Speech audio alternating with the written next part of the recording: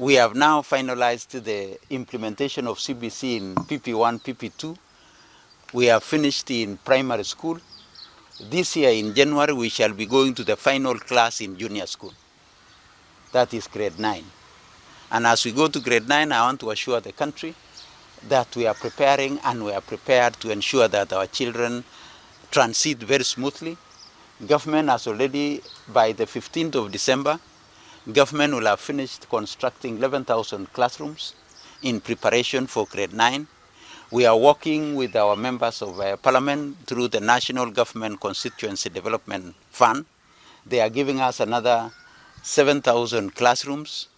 There is another 1,000 classrooms specifically in Nairobi. That's another 1 billion. So we look forward by January to have done almost 17,000, 18,000 classrooms, which will be able to accommodate our children.